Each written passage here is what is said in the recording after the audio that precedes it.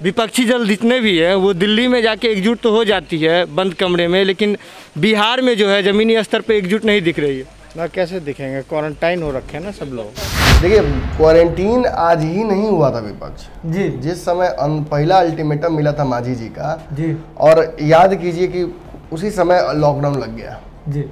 Ultimatum खत्म होने वाला था 30 तारीख को और लॉकडाउन उससे पहले ही लग गया 16 को जी। तो पहला लॉकडाउन जिस दिन लगा उसी दिन तय हो गया था कि विपक्षी पार्टियां क्वारंटीन हो गई हैं। अनलॉक के दौरान खूब राजनीति तेजस्वी यादव ने भी की, मांझी जी ने बहुत सारे बयान दिए, सारी पार्टियों ने कुछ ना कुछ किया था। एनडीए में भी आग लग गया, चिराग पासवान कहीं ना कहीं ऐसी चिंगारी उन्होंने लगाई कि झोपड़ी जल जाएगी उनकी, ऐसा लग रहा जी। ये सारी चीजें अनलॉक के दौरान हुई। एनडीए में सोशल डिस्टेंसिंग चल रहा है, भाजपा का धड़ाधड़ पकड़ रहा है कोरोना, तो चिराग पासवान भी दूर हो गए हैं, नीतीश जी भी थोड़ा दूर हो गए हैं। ऐसी ही दूरी एनडीए के बजाय अब महागठबंधन में हो गई है। और मांझी जी से तो स्पेसिफिकली मैं बता दूं कि मांझी जी से तो कम से कम 6 फीट दूर ही चल रहे हैं बाकी सारे जो दल के नेता हैं।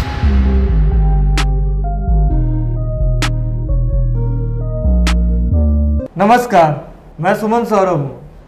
तब कोरोना तो खूब चल रहा है, पूरा रफ्तार से चल रहा है। घर में है ना, सभी सेफ है ना। लेकिन आपको बता दें कि बिहार की राजनीति जो है बिल्कुल भी सेफ नहीं है। यहाँ कब किस क्षण जाके क्या हो जाए। अब सुनिए ना, आपको हाल में ही जो है आज बिहार के जो विपक्ष के जो मुखिया हैं वो सीधे कह दिए कि सारी विपक्षी पार्टियां जो है क्वारंटाइन हो गई है। अब क्या है मामला, इसके बारे में तो गुरुजी बताएंगे। लेकिन चलते हैं आगे। तो आपका स्वागत करते हैं हमारे कार्यक्रम रातों रात में। हमारे साथ हैं हमारे संपादक नमन मिश्रा जी, उनसे बातचीत करते हैं। तो भैया ये बताइए, जो क्यों हो गई अचानक से विपक्षी पार्टियां क्वारंटाइन? नहीं, आपके सवाल में ही जवाब छुपा हुआ है जी। और कुछ हद तक तो ये राज छुपा हुआ था जिस लहजे में तेजस्वी यादव जी ने आपको जवाब दिया था जी। जो आपने पूछा कि कोऑर्डिनेशन कमेटी कहाँ है, दिल्ली में एकजुट है, यहाँ नहीं है जी। वो वीडियो देखा है हमारे दर्शकों ने भी। मैं आग्रह करूँगा वीडियो जैसे कि इस वीडियो के भी आगे लगा ही दे उसको जी। तो उन्होंने जिस लहजे में इस बात को कही कि क्वारंटीन है, अभी क्या कोई फायदा ही नहीं, सारी पार्टियां क्वारंटीन है। देखिए, क्वारंटीन आज ही नहीं हुआ था विपक्ष जी। जिस समय पहला अल्टीमेटम मिला था मांझी जी का जी। और याद कीजिए कि उसी समय लॉकडाउन लग गया जी। अल्टीमेटम खत्म होने वाला था 30 तारीख को और लॉकडाउन उससे पहले ही लग गया 16 को जी। तो पहला लॉकडाउन जिस दिन लगा उसी दिन तय हो गया था कि विपक्षी पार्टियां क्वारंटीन हो गई हैं जी। और पहली बार तो ये महागठबंधन के लिए ग्रेस पीरियड हो गया था जी। महागठबंधन टूटना उसी महीने था, लेकिन ग्रेस पीरियड के तौर पर उसको लिया गया। जब राजनीति होगी ही नहीं, मुलाकात होगी ही नहीं, तो फिर क्या करेंगे हम जी। लेकिन फर्स्ट लॉकडाउन के बाद कुछ जब रियायतें मिली, सेकंड लॉकडाउन, फिर अनलॉक तक परिस्थितियां आई जी। और अनलॉक में खूब राजनीति हुई बिहार में। आज हम लोग बैठ कर विश्लेषण कर रहे हैं इसलिए वो कि अनलॉक के दौरान खूब राजनीति तेजस्वी यादव ने भी की, मांझी जी ने बहुत सारे बयान दिए, सारी पार्टियों ने कुछ ना कुछ किया था। एनडीए में भी आग लग गया, चिराग पासवान कहीं ना कहीं ऐसी चिंगारी उन्होंने लगाई कि झोपड़ी जल जाएगी उनकी, ऐसा लग रहा जी। ये सारी चीज़ें अनलॉक के दौरान हुई। लेकिन अनलॉक के दौरान हमने महागठबंधन में एक चीज़ नोटिस की जी। कि तेजस्वी यादव महागठबंधन को एकजुट रखने में कम रुचि दिखा रहे हैं जी। ये बातें आज भी स्पष्ट है, उनके बयान के लहजे से भी स्पष्ट हो रहा है जी। और यही हमने देखा कि कांग्रेस कहीं ना कहीं सभी को एक साथ लेकर चलने की बात कर रहा था जी। हालांकि ये सब बातें भी तब खत्म हो गई जब कांग्रेस के शक्ति सिंह गोहिल गए और उन्होंने एक तरह से न्योता दिया था कि आप 5 सीटों पर चुनाव लड़ेंगे। हमारी खबर पक्की है इसमें जी। 5 सीट मांझी जी को देने के लिए शक्ति सिंह गोहिल गए थे मनाने के लिए। इक्का दुक्का सीट उन्होंने सोचा था कि 8 तक पहुंचा कर मानेंगे, लेकिन मांझी जी ने साफ इस पर बात करने से इनकार कर दिया। उन्होंने कहा कि जो बातें आप कह रहे हैं ये बातें आप और तेजस्वी एक साथ मिलकर कहिए, तब मैं मानूंगा। चाय इसीलिए फीकी हो गई थी जी। अब ये जो बयान था ना मांझी जी का, ये साफ साबित करता है कि इनको किसी और चीज से दिक्कत नहीं है जी। इनको तेजस्वी यादव की बेरुखी से दिक्कत है जी। अब तेजस्वी यादव की बेरुखी भी लाजमी है जी। मैं बता दूं आपको कि इसको और मुस्क एक ही जगह से नहीं होता है, दोनों तरफ से होता है जी। जिस तरह से बेरुखी थी इनकी मांझी जी की लगातार, अब देखिए किस तरह के बयान दे रहे थे, सीधे तौर पर तेजस्वी यादव पर आरोप लगा रहे थे।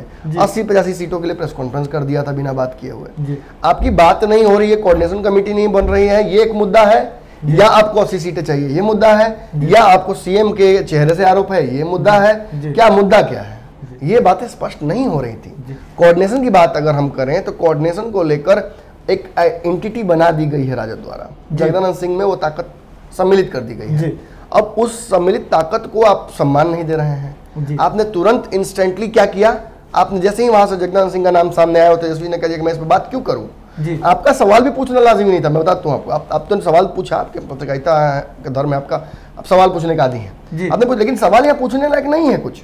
तेजस्वी Yadav is not the entity और not the power who is invested in Mahagathbandhan, ये इसके लिए उनका नहीं है ताकत। अब ये ताकत उन्होंने जगदानंद सिंह को सीधे तौर पर हस्तांतरित कर दी है। तो आपका ये सवाल सीधे अब जगदानंद सिंह से होना चाहिए, मांझी जी का भी सवाल जगदानंद सिंह से होना चाहिए। आप लालू यादव को हर चीज में उठाकर नहीं लाएंगे, वो जेल में है, वो सजा याफ्ता है, इलाज चल रहा है, रांची में है, बहुत दूर है यहाँ से, लेकिन बिहार ग्रांडी में उनकी प्रासंगिकता है। लेकिन कहीं ना कहीं यही प्रासंगिकता तेजस्वी यादव की महागठबंधन में है, और यही वो चाहते हैं मांझी जी की उनके माध्यम से ही चीजें स्पष्ट हो। ऐसा नहीं हो सकता है। मांझी जी को लेकर सम्मान, अब देख लीजिए लगभग 1 साल से लगातार चल रहा है ये। हम जब भी नेताओं से पूछते हैं कि मांझी जी क्यों खपा है, फलाना चीज पे मांझी जी खपा है, फलाना चीज पे मांझी जी खपा है, तो बातें क्या निकल के सामने आती हैं। सारे नेता ये कहते हैं हमारे सम्मानित हैं, लेकिन जो बयान देते हैं उन बयानों में गंभीरता उनकी नजर नहीं आती है। अब अल्टीमेटम का देख लीजिए ना, गंभीरता कहाँ से नजर आएगी। 8 बार तो अल्टीमेटम दे चुके हैं अब तक, और अंतिम अल्टीमेटम भी उन्होंने जब दिया तो अनलॉक की जगह फिर लॉकडाउन लग गया, तो फिर उनको मिल गया ग्रेस एक तरह से। और ये जिस तरह से बिहार में कोरोना बढ़ रहा है, मुझे लगता है कि महागठबंधन की कोई मीटिंग अब होने वाली है नहीं। और इस परिस्थिति में अगर तेजस्वी यादव के मुंह से ये बयान निकल रहा है कि सब क्वारंटीन हो गए हैं, दैट मीन्स कि क्वारंटीन हुए नहीं है, इन्होंने कर दिया है। इन्होंने कायदे से जितने भी छोटे दल हैं इनको क्वारंटीन कर दिया है, और उनसे अब सोशल डिस्टेंसिंग बना के रखेंगे। कुछ दिन पहले आपको अपने खबर देखी थी कि एनडीए में सोशल डिस्टेंसिंग चल रहा है, भाजपा का धड़ाधड़ पकड़ रहा है कोरोना, तो चिराग पासवान भी दूर हो गए हैं, नीतीश जी भी थोड़ा दूर हो गए हैं। ऐसी ही दूरी एनडीए के बजाय अब महागठबंधन में हो गई है। और मांझी जी से तो स्पेसिफिकली मैं बता दूं कि मांझी जी से तो कम से कम 6 फीट दूर ही चल रहे हैं बाकी सारे जो दल के नेता हैं। लेकिन हाँ, संभावनाएं हैं। मांझी जी की प्रासंगिकता कांग्रेस के नजर में है, राजद की नजर में नहीं है, और कांग्रेस इसके लिए अभी भी प्रयासरत है कि कहीं ना कहीं वो एक जोड़ घटाव हो जाए। लेकिन कांग्रेस पर भी तो प्रेशर है। मैंने आपको स्पष्ट तौर पे पिछली बार कहा था कि सीटें जो मांझी जी को जाएंगी सब मनाने में, वो सीटें कांग्रेस को अपने खाते से देनी होंगी, वो राजद नहीं देगी। और आज ही खबर आ रही है कि एनडीए का समीकरण ऑलमोस्ट बन चुका है, 41 सीट देने के लिए राजी हो गए हैं नीतीश जी। अब क्या फाइनल है वो तो 1-2 दिन में समझ में आएगा, लेकिन आज खबर आई है कि 41 सीट चिराग पासवान को मिलने जा रहा है, और उसको लेकर वो संतुष्ट भी हैं। तो वहां तो बन गया, अब आपका समीकरण गड़बड़ाया हुआ है। आपने अभी तक ये तय नहीं किया है कि सीएम कैंडिडेट कौन हो गया आपके। आप मान के चल रहे हैं कि तेजस्वी यादव सीएम कैंडिडेट है, आपने खुद तय कर दिया सीएम तेजस्वी यादव है, लेकिन कांग्रेस आरोप लगा रही है, कांग्रेस अड़ंगा लगा रही है। बात करें तो एकमात्र पार्टी है अभी फिलहाल ऐसी दिख रही है वीआईपी, जो तेजस्वी यादव के साथ है, लेकिन बाकी पार्टियां कहीं ना कहीं चुप है। इसी पे राहुल तिवारी जी हैं जो राजद के हैं, उन्होंने भी साफ तौर पे कहा था कि मांझी जो है वो लगातार 2 नाव की सवारी कर रहे हैं। तो ऐसे में वो उन्होंने ये भी कहा था कि उनकी जितनी भी जो बातें होती है, उनके जितने भी बयान होते हैं, उसमें कहीं भी विरोधाभास नजर आता है। वो खुद भी स्पष्ट नहीं रहते हैं कि वो उन्हें क्या चाहिए। जैसे कि आपने बात कर दी तेजस्वी जी की बड़ाई उन्होंने किया था जी, अगले दिन नीतीश जी की बड़ाई कर दी है, और आज भी देख लीजिए आप खूब बड़ाई कर रहे हैं नरेंद्र मोदी जी की जी। तो अभी उनका एजेंडा नरेंद्र मोदी जी की तरफ है। एक खबर तो बीच में आई थी, हमने खबर चलाई नहीं थी क्योंकि बहुत पुख्ता खबर नहीं थी, लेकिन आजकल के इन बयानों से स्पष्ट हो रहा है कि कहीं ना कहीं मामला जुड़ा हुआ वहीं था। मांझी जी जदयू में अपना विलय करने के लिए तैयार थे जी, लेकिन कोई उनकी पार्टी का व्यक्ति या किसी ने उन्हें सजेशन दिया कि जब जाना ही है तो सीधे बड़ी पार्टी में क्यों ना जाए, वापस भाजपा की तरफ ही क्यों ना चला जाए जी। लेकिन शायद भाजपा उन पर विश्वास न करे, क्योंकि भाजपा के किसी नेता ने उन्हें खुले हाथों से अभी तक एक्सेप्ट नहीं किया है। भाजपा के लोग ये भी सोच रहे हैं कि अगर मांझी जी आते हैं तो वो, लेकिन नीतीश कुमार ने 2015 के, ये बहुत इंपॉर्टेंट समझना होगा इसे जी, दर्शकों से मैं भी आकर कहूँगा विशेष रूप से इस पार्ट पर ध्यान।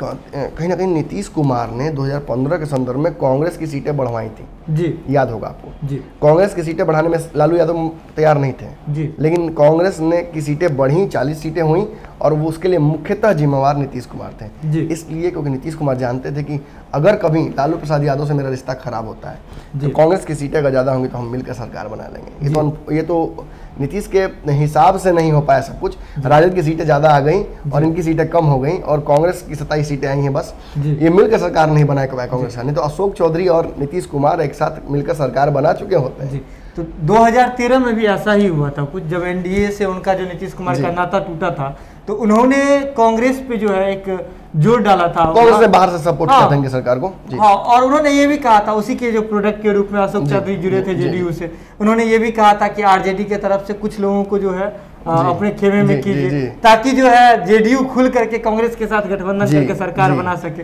और यही संदर्भ में लाना चाह रहा हूं कि 2020 में क्यों नहीं जी नीतीश जी चाहते हैं कि ये सारी पार्टियां ऐसे जुड़े उनके साथ, या ऐसे दूर से भी अगर हैं तो वो ऐसे हो जाए कि कल के समय में अगर भाजपा के साथ भी वैसी समीकरण बनता है जैसा इनके साथ बना लालू जी के साथ, तो नीतीश कुमार के पास एक्स्ट्रा सीट्स हों जी, उनको सरकार बनाने के वो नंबर हो, वो आंकड़े हो जिससे वो सरकार बना ले। मांझी जी इसी उनके जो स्कीम ऑफ थिंग्स है उसका हिस्सा है जी। तो और जो तीसरे गठबंधन, तीसरे मोर्चे पे जो बात आ रही है, ये भी कहा जा रहा है, कहीं से खबर आ रही है कि जो तीसरा जो मोर्चा है वो नीतीश कुमार का ही एक बैकअप प्लान है। ये तो बिहार के अंडर करंट में ये बातें चल रही हैं जी। बहुत सारे लोग ये बात जानते हैं और अब तो खुल के बोलने लगे हैं कि भाजपा और नीतीश कुमार एक दूसरे को विकल्प खोज रही हैं जी। ये पोस्ट पोल अलायंस के लिए तैयारी की जा रही है, लेकिन इन सब चीज़ों पर अभी चर्चा करना उतना लाजमी नहीं लग रहा है, क्योंकि कहीं ना कहीं आपके पास महागठबंधन में भी वही समस्याएं दिख रही हैं, एनडीए में वही समस्याएं दिख रही हैं। अब चुनाव के दौरान जैसे अब देखिएगा, नाव लगातार जब पानी के बीचों बीच चलती है तो बहुत ज्यादा हलचल नहीं होता है, लेकिन किनारे पर पहुंचते पहुंचते नाव हिलने लगती है। देखिएगा उतरते समय आप नाव हिलती है, तो ये वही हो रहा है। जैसे जैसे चुनाव नजदीक आ रहा है ना, वैसे वैसे किनारा नजदीक आ रहा है और वैसे वैसे सभी के नाव में थोड़ी हलचल हो रही है। अब इसका मतलब यही नहीं है कि नाव डूबने ही वाली है, घुटने भर पानी में कौन डूबता है, लेकिन वही बात है कि दोनों गठबंधनों के पास चुनौती तो है। चुनौती ये है कि कैसे वो नंबर, जो इल्यूसिव आंकड़ा मैं बार बार बोल रहा हूँ, कि वो आंकड़े कहाँ से लाएं, वोट परसेंटेज कहाँ से लाएं जहाँ से फेल सेफ हो, जहाँ से सरकार बन ही जाए। मुख्यमंत्री बने ना बने, डिप्टी सीएम बने ना बने, सरकार तो कम से कम बने। ये बहुत महत्वपूर्ण चीज़ है। और भाजपा नीतीश कुमार को छोड़कर कभी चली जाती, लेकिन भाजपा भी इसी इंतजार में बैठी हुई है। और आज अगर राजद भी खुलकर नहीं बोलती है किसी के विरोध में, हालांकि अंदरूनी बातें तो हो रही हैं, या कांग्रेस ही नहीं चाहती है कि महागठबंधन टूटा रहे, तो इसलिए क्योंकि वो जानती है, उसे वोट परसेंटेज और जो जातिगत आंकड़े हैं उसमें विश्वास है, और वो सोच रही है कि अगर इन सब तरीक़ों से अगर जोड़ घटाव करके हम आंकड़े अगर बना लेते हैं तो हमारी सरकार बन जाएगी।